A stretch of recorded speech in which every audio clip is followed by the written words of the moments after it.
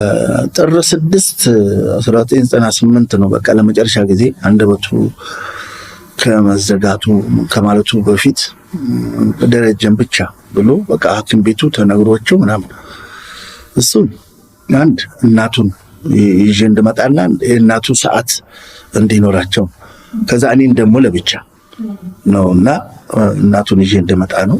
በቃ ኦሬዲ ዘክሞታል። እኔ ላይ ደሬ ስማችንን ጠብቀው እናቴን አደራ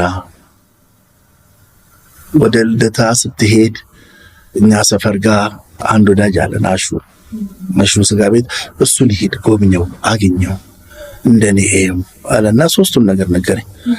እናቱም በቃ ፈጣሪ ነው የወሰዳቸው እንጂ ቃሉን ጠብቄያለሁ ክብሩንም የሱንም ስም ይሄው ከሌላ ከማንም ሰው ጋር ሳልጣመር ክብሩን ጠብቄያለሁ ሎጎ ከዛ ሹም ጋር ጓደኛ ነኝ ምንም እንኳን ስጋ ባልበላም እሱ ቤት ውላለሁ ወሬ ስላለብኝ።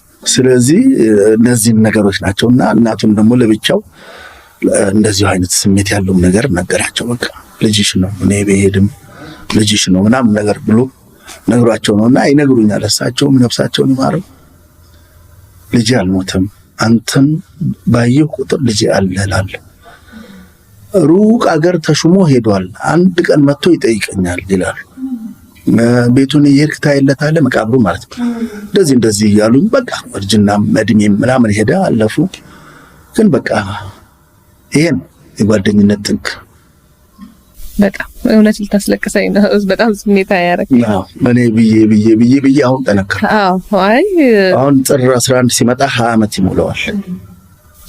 ግን በጣም ቃልህን እንደመጣ እኔ ጠብ ማለት አንዳንዴ ቃል በጣም ብዙ የሀበሻ አባባሎች የኢትዮጵያውያን አባባል አለና ህይወት ላይ ታያቸዋለና አንዳንዴ ቃል የእምነት ዕዳ ነው የሚለው እውነትም ነው። አሁን አንተ ቃልን መጠበቅ በጣም ከባድ ነገር ነው። በጣም ከባድ በዚህ ዘመን በዚህ በማህበራዊ ምናምን ነገር ባለበት ዘመን አንዱ ነገሩ ወደዚህ በሚያዞርበት ዘመን ለቃል መገዛት ትልቅነት ነፍሳቸውን ይማር። አሁን እሳቸው በህይወት የሉም።